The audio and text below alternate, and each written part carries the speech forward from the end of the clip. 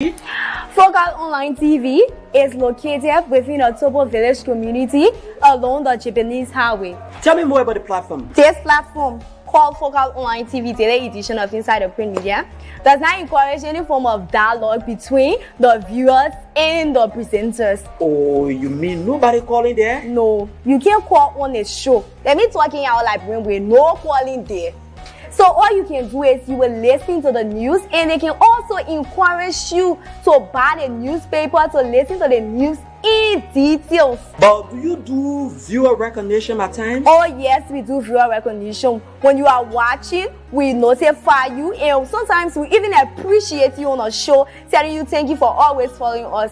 We also encourage you to share the live stream, because the more you share the live stream, we transform and we transition ourselves as a broadcast team as well. Wow. So when can I better get this program you are talking about? This program is here every Monday to Friday at 10 a.m.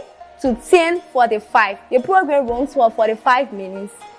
Wow. And guess what? Wow. We bring you hot stories of our trending situation within our country, Liberia. Imagine hearing stories from Hot Pepper newspaper, from the Daily Observer newspaper, from Front Page Africa. Are you a lover of Front Page Africa? Oh yes, I'm a lover of Front Page Africa, and the Women Voices, and a lot more. Not forgetting international news, BBC, Wow. CNN, ABC News. We bring you headlines from those standpoints.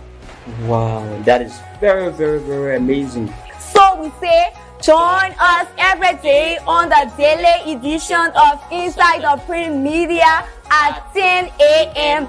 with the headlines of top stories in our country and the world at large on Focal Online TV.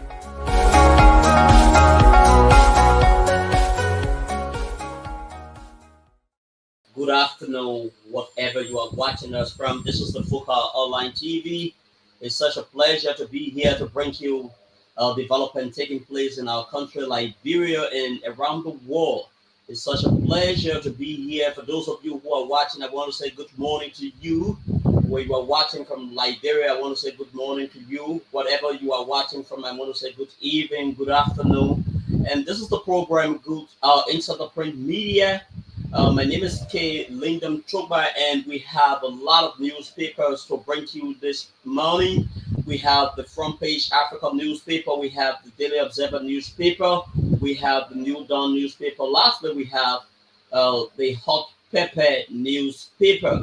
Each of these newspapers has trending and fascinating headlines you just don't want to miss. So let's take a short break. When we come back, we begin reading out the headlines as well as the content from the various newspaper.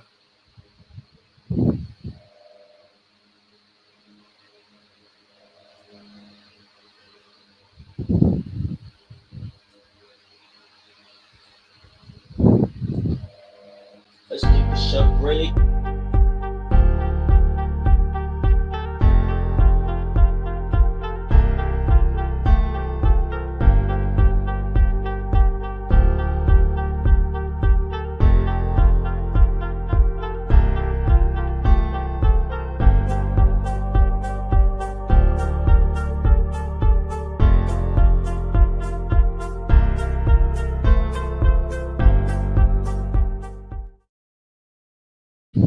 Okay, good morning again. Welcome back to the program Inside the Print Media. Let's go over to the Daily Observer newspaper and read out the two headlines to you. House endorses audit, gave GSC green light to proceed. House endorses audit, gave GSC green light to proceed. Let's give you the content. The House of Representatives has approved an audit by the General Auditing Commission in a move to enhance accountability and transparency. This House, led by Councillor J. Fonati Kofa leadership, marks the first audit of the House in over 67 years since the construction of the Capitol building. The audit aims to ensure compliance with legislative directive and policy, enabling the government first branch to control public funds as mandated by the law, starting from the 55th legislature on January 15, 2024. In response to the House request for an audit in February, Auditor General Joshua Jackson appeared before the session in March, leading to the issuance of a letter of engagement. The GSE objective for the audit encompasses evaluating the House financial management system and processes for alignment with legislative decision laws and established guidelines. The objectives of the review are to provide the intended user with information on whether the House of Representatives financial management system and the processes are adequately designed and consistent with legislative decision laws and legislative act policies, established rules, and agreed upon terms to gather sufficient appropriate evidence whether the House of Representatives financial management system and processes are adequately designed and in line with the relevant legislative decision, laws, legislative act, policy, established rules, and agreed upon terms, AG Jackson said. The AG highlighted, that is the Auditor General, highlighted a commitment to reporting findings following the GSE Act of 2014, ensuring transparency to the national legislature to report in terms of the GSE reporting requirement as spelled out in Part 4 of the GSE Act of 2014. The findings to the national legislature. The review will be conducted to issue a limited issuance report on the financial management system and processes of the House of Representatives. The GSC will undertake a system review focusing on various areas such as administration, financial management, procurement practices, and asset management within the House of Representatives. Accordingly, the GSC will take a system review of the financial management system and processes of the House of Representatives. The system review will be undertaken on the mandate of the Auditor General as approved in the section 2.1.3 of the GSE Act of 2014. This system review is a limited assurance engagement rendered to assess the financial management system and processes of the House of Representatives to provide recommendations for improvement, thereby setting the stage for an audit, A.D. Jackson said. The system reviewed, which covers the current financial management system and processes in place at the House of Representatives, will focus on, but not be limited to, the following areas: administration, including personnel management, maintenance and payroll, financial management, including accounting policy, budgeting, financial accounting, reporting, procurement practices, liability management, receivable management, internal control and system, including internal audit, asset management, including effective and reliable assets, register system, banking transaction, including reconciliations and record keeping. The audit will adhere to the international audit standards and regulatory framework, aiming to provide recommendations for system enhancement and provide a foundation for future comprehensive audits. The approach to be used for our system review management is derived from the international standards for supreme audit institution, 100% and an international standard on insurance engagement, the GSE said.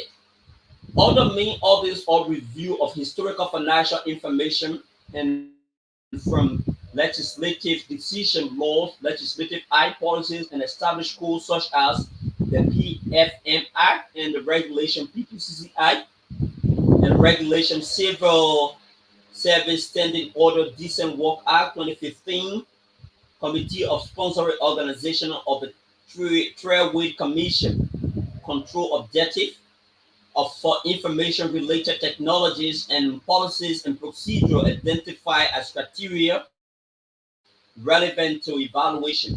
These standards require that we comply with ethical requirements and perform procedures that convey through a written report either a reasonable assurance or a limited assurance conclusion. The House, through the Speaker, has acknowledged and agreed to the GSC terms by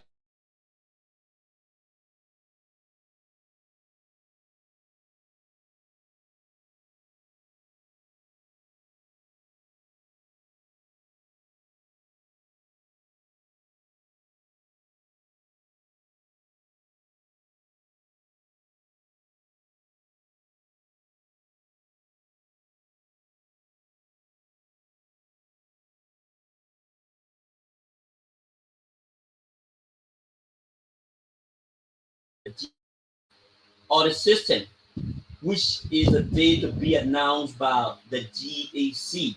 So that is a very fascinating development from the Daily Observer newspaper.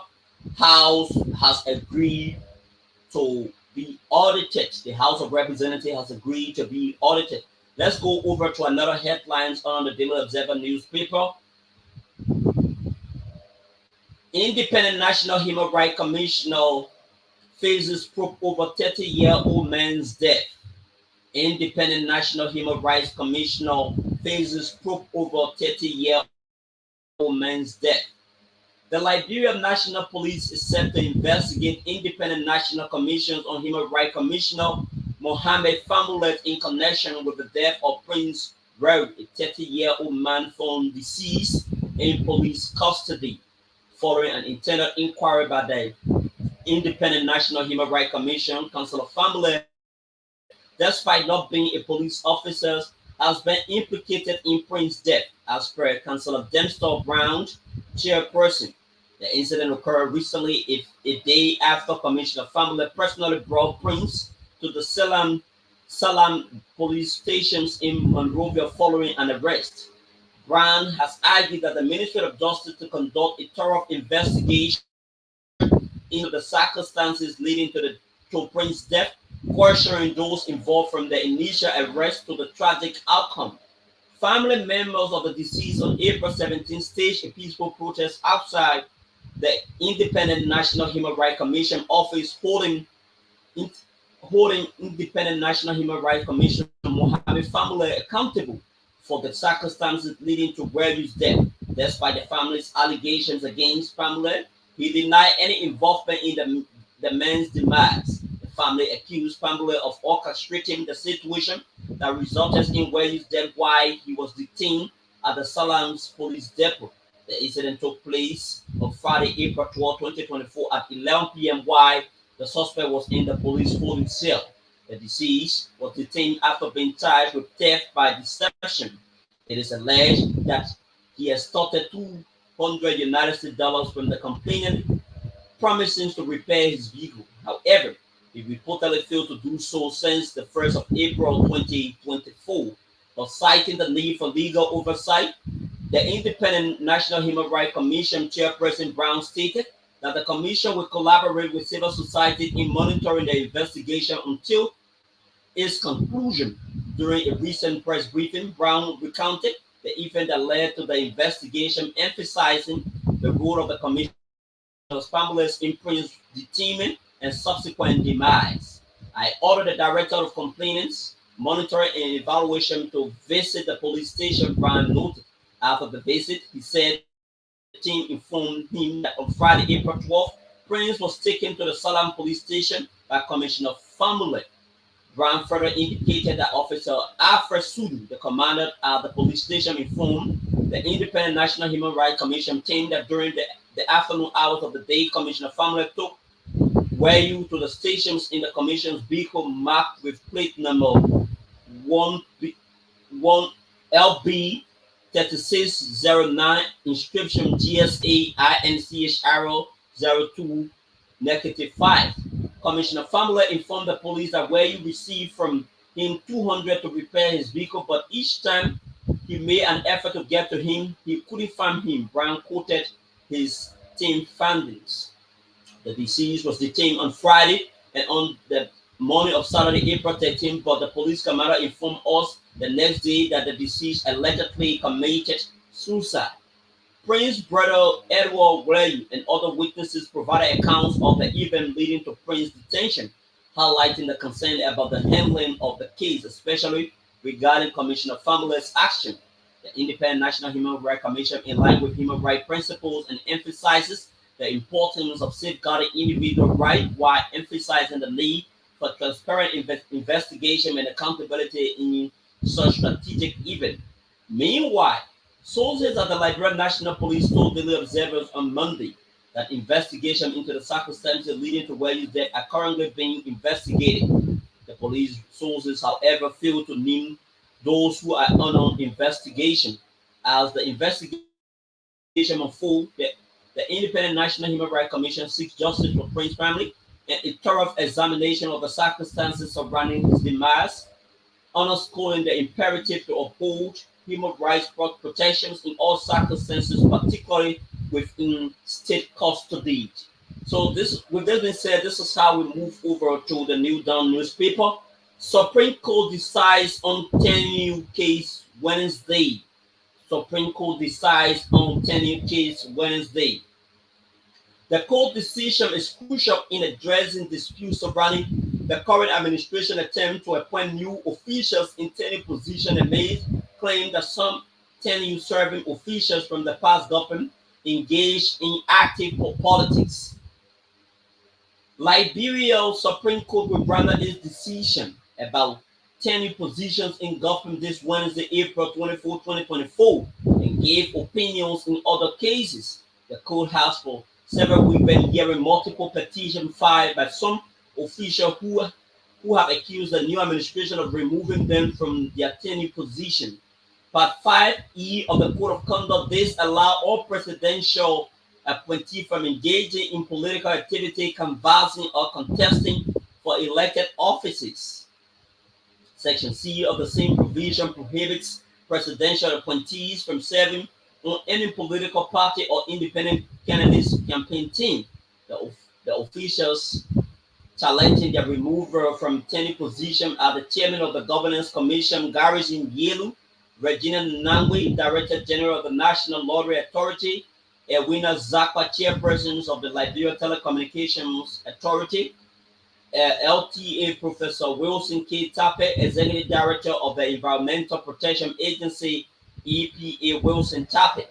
They petitioned the Supreme Court of Liberia for a writ of prohibition to stop the Bwaka's government from removing them from their respective offices in consideration that they serve for 10 years.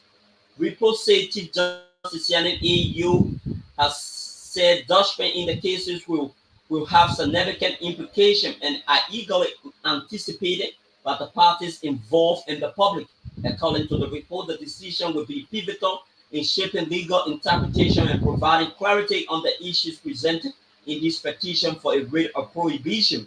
Legal pundits, the parties involved, and the public have been urged to attend a session where the court will decide on very sensitive issues that have dominated the public for some time now. The Supreme Court ruling will be closely watched as they are expected to set precedents and clarify legal position on the much debated tenure matter. It can be recalled that the Bwaka-led government replaced the aggrieved officials.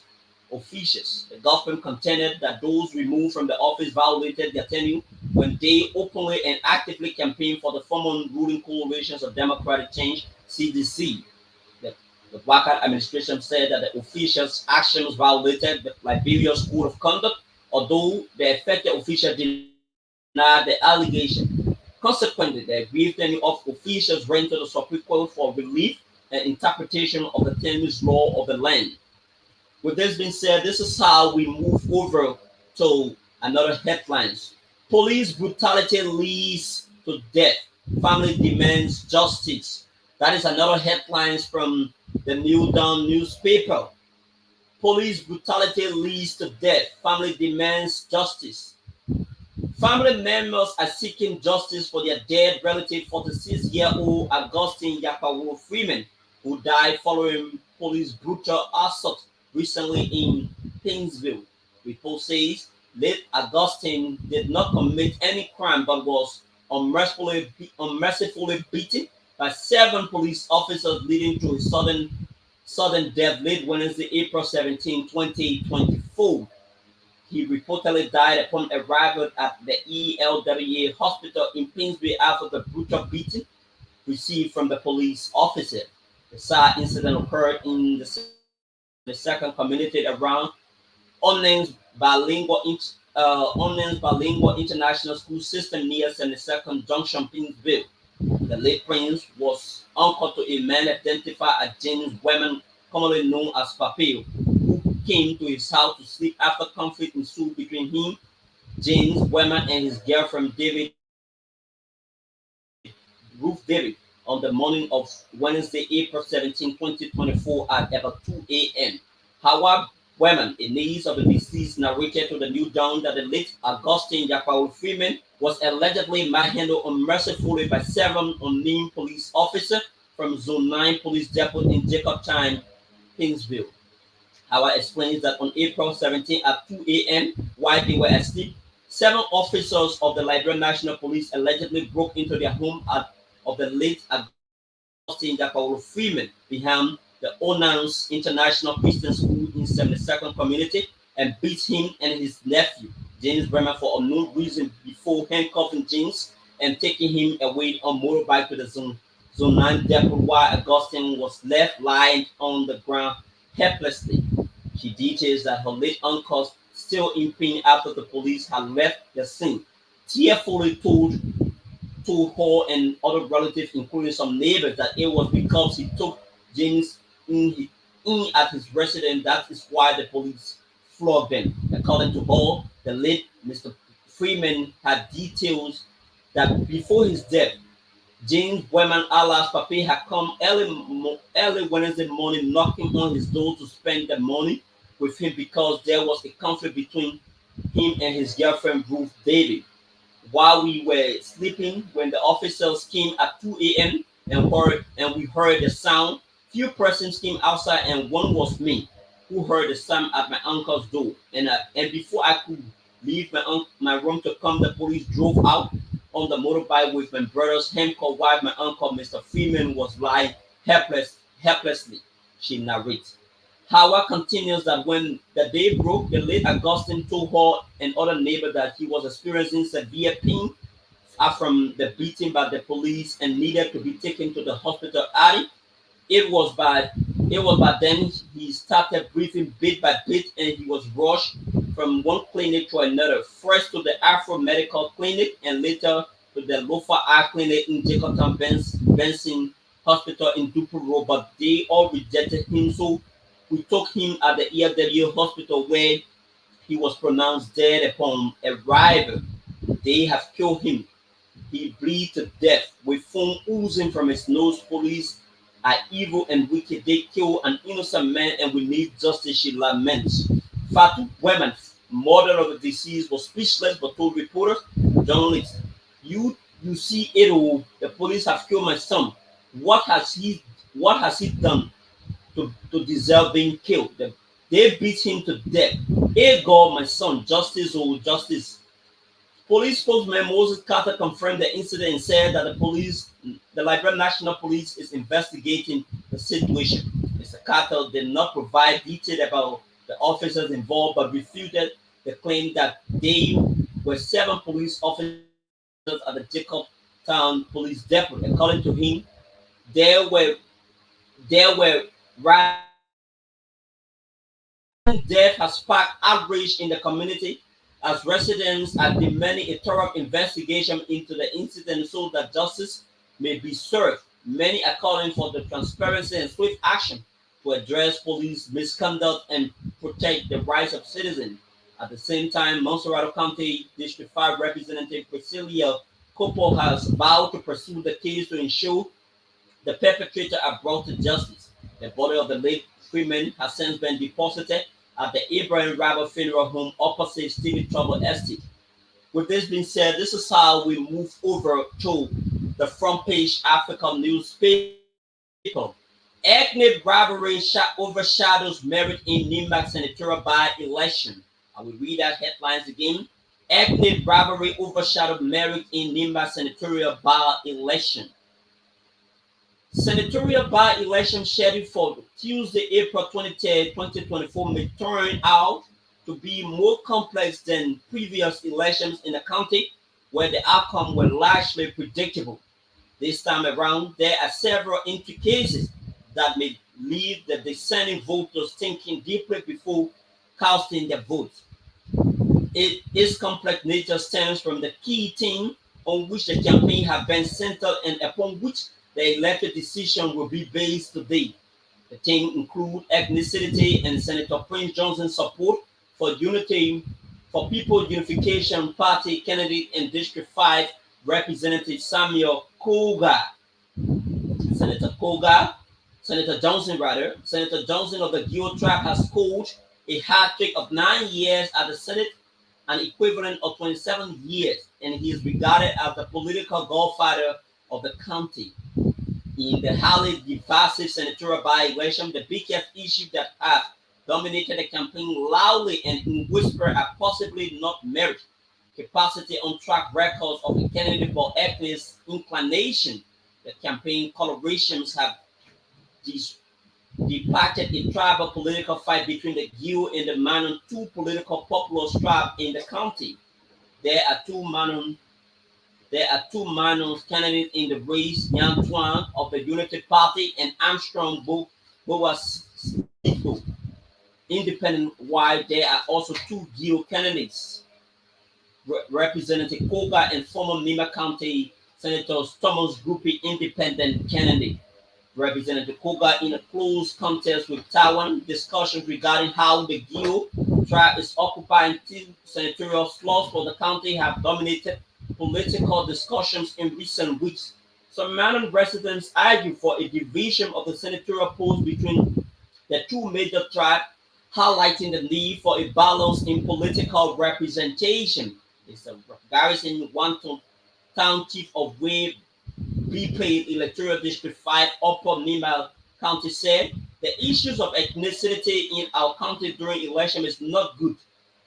Everyone should be voted fairly. Voters should not vote because people are trapped. In most cases, when voters vote based on tribal sentiment, there will be divisions in the county after the election. People will not feel respected. Citizens will not be treated equally.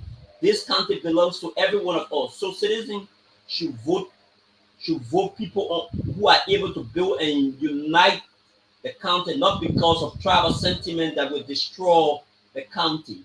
Another resident of the county, Christian Glady Youth Chair, we replay, also said, we are against ethnicity because in Nima, whether you are from the Gio or Manon background, we are all the same.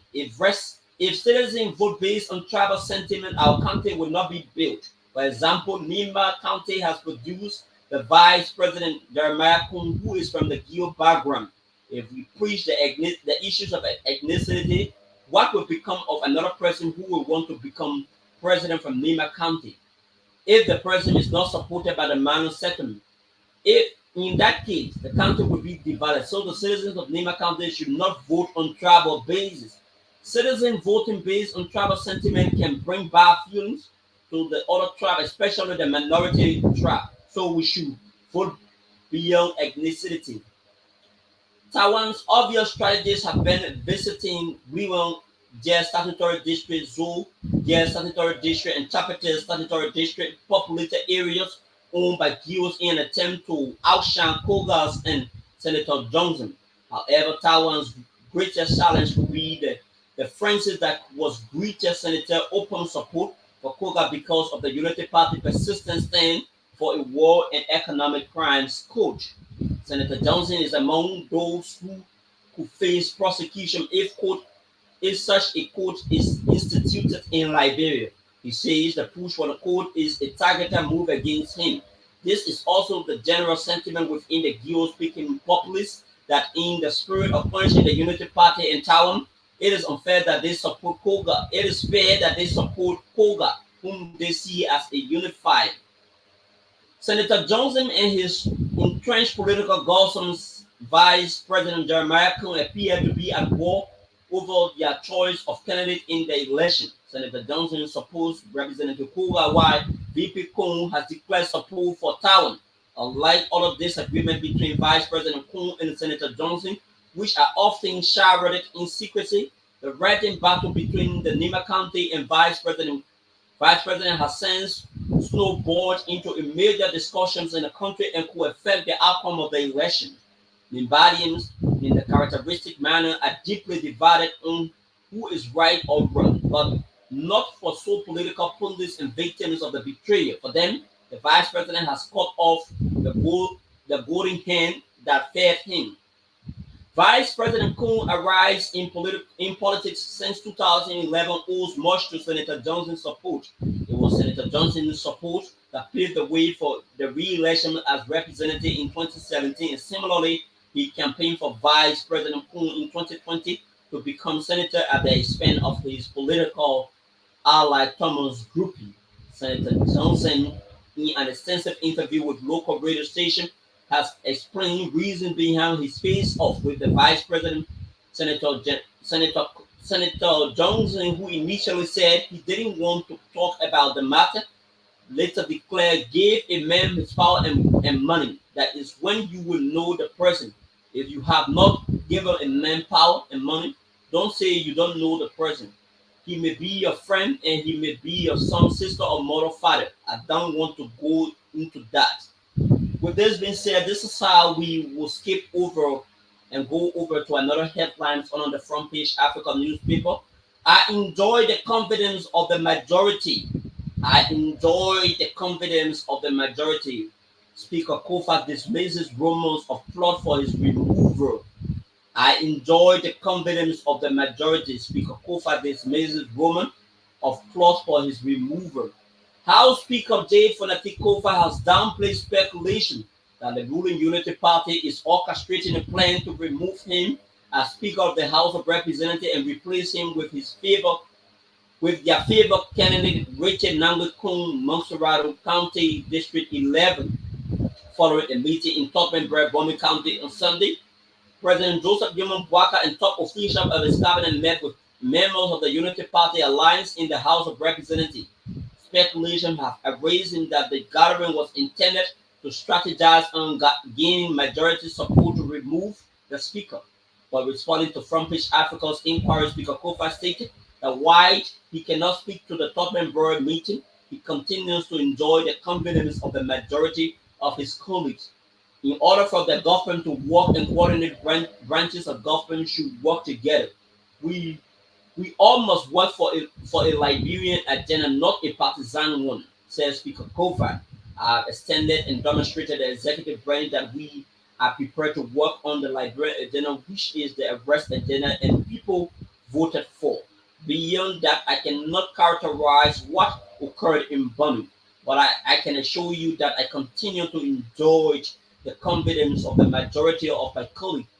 Speaker Kofa, a member of the opposition Unity Party, narrowly defeated the Unity-backed candidate Representative Richard Namekun in the speakership election. Since his election, he has expressed a steadfast commitment to collaborate with the UP-led government to advance its legislative initiatives such as approving 41 million special budget and advocating for a war and economic crimes code.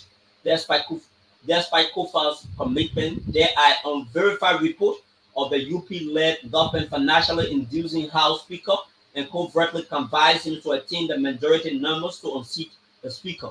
In response to this speculation, Kofa dismissed them and said that he maintains cordial relationship with the office of the President. I don't think there is any attempt by the executive to destabilize the House by tampering with the leadership.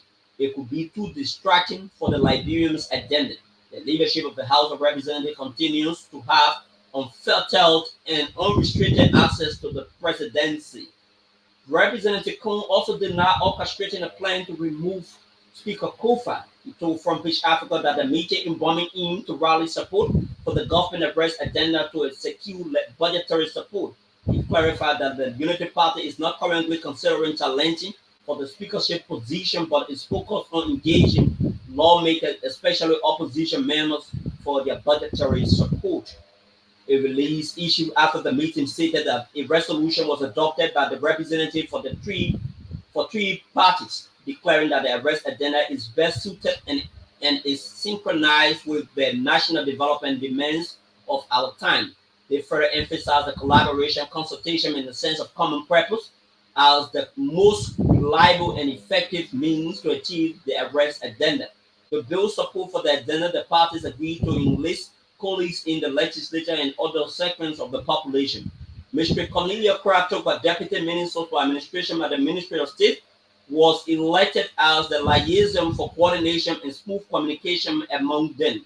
Representative Richard N. Kun signed for members of the Rescue Legislative Corps present while acting members of the State of Presidential Affairs, Samuel E. Stickwell, signed for the administration.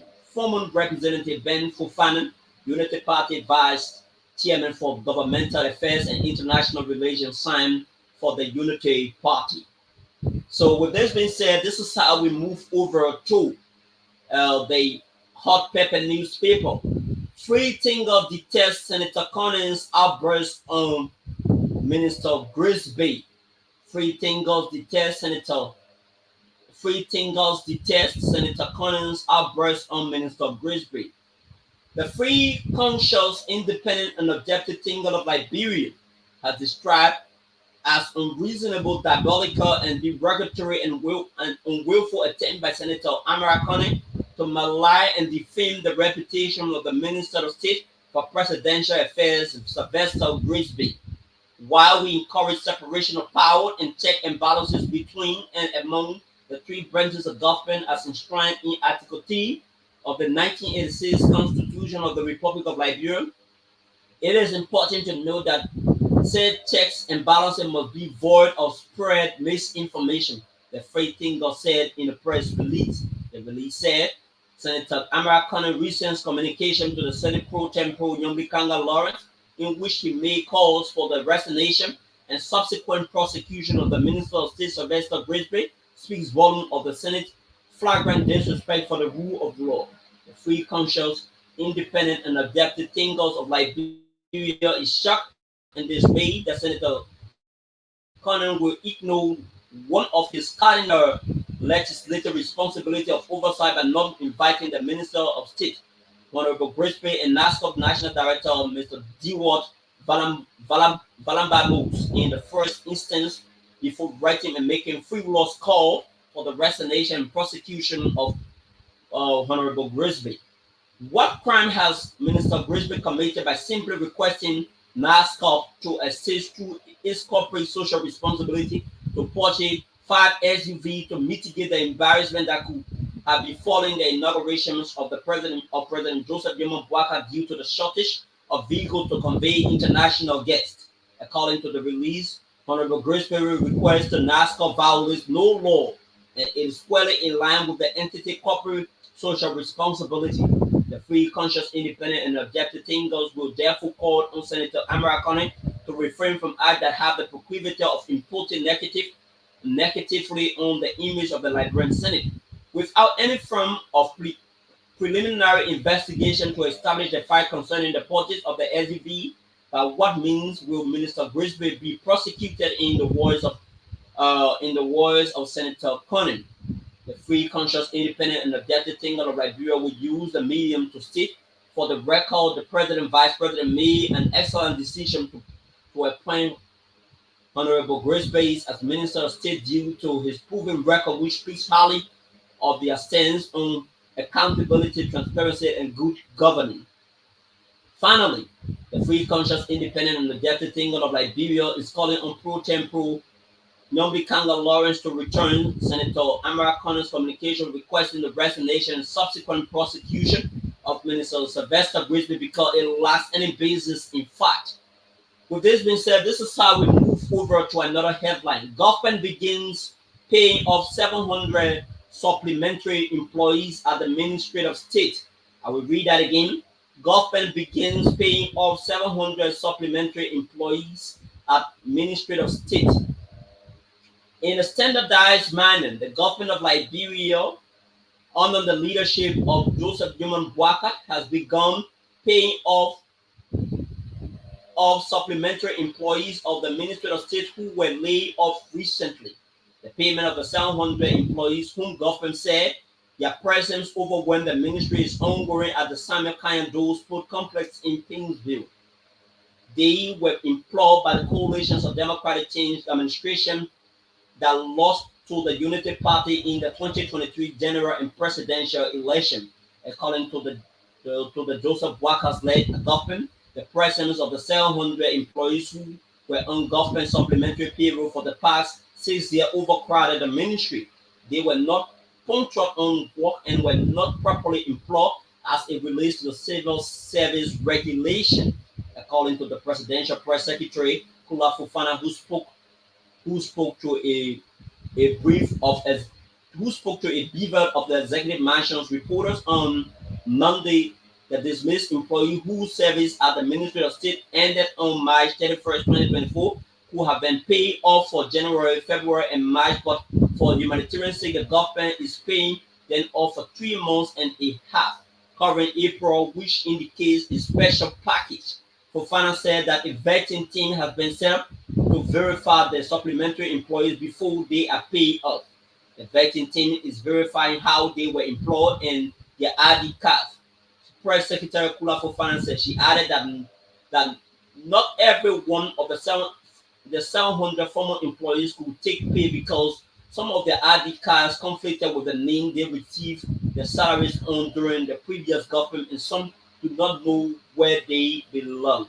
Some of them got to know their real salary from the ongoing payoff exercise at the sport complex. Maybe some will be taking it on their behalf, curtailing the real salary and giving them half, like 60, but actually some of them do not know the actual salary they made in the previous administration until ongoing payoff exercise that has revealed it, Fofana said. In a related development, the presidential press secretary Kula Fofana stated that the president will inform the public about the 100 days deliverable, adding that the president is concerned about all Liberians' well-being and transforming the people's lives to the next level. With this being said, this is how we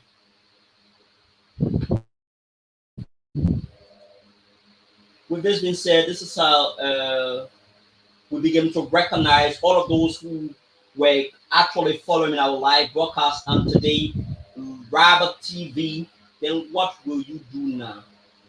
Prince Sando, he says he needs to go to Sylvester Grisby. Thank you, Senator Amara Connor. Keep on the good work. So thanks to all of you who have been closely following our live broadcast. This is the program Inside the Print Media. We are very sorry that Grafina is not here. Probably she would be here subsequently after we shall conclude. Tomorrow is Wednesday. She will be here to bring you the program Focal Women Talk on Focal Online TV, where she will be discussing other key issues about some of the challenges women face at the international level, at the domestic level in Liberia, highlighting the challenges women face. So these are some of the programs we have relating to our country, Liberia. Focal Online TV is here for you. We are here. We are one of the most independent media institutions in the country. We will be making every effort to bring you interesting information pertaining to the developments and the happenings, as well as highlighting human-related interest. So subsequently, by this even hours, we will definitely be assembling the views of motorcyclists regarding this no-go zone regulations that was earlier announced by the Liberian National Police. So many thanks to all of you. I'm following live from my end this morning. Senator Amara Connor is in live on the Minister of State, Sylvester Grisby. He is one corrupt minister. So Mr. President, he needs to go. Okay, we cannot verify that. I think the people in authority have the needful information. What do you want for Sylvester Grisby? That is your opinion. So I believe that the people will definitely do what they can do, to resolve that particular matter in such a professional way. So many thanks to all of you, Prince Sando Johnson. Many thanks to you, Rabbit TV. Many thanks to all of you who have been closely following this live video. This is your own media institution. What you do is to keep following our TV and to be informed about every other development taking place in Liberia. My name is K. Lingam Choba, and many thanks to all of you who have been closely following our live program. Bye bye for now. And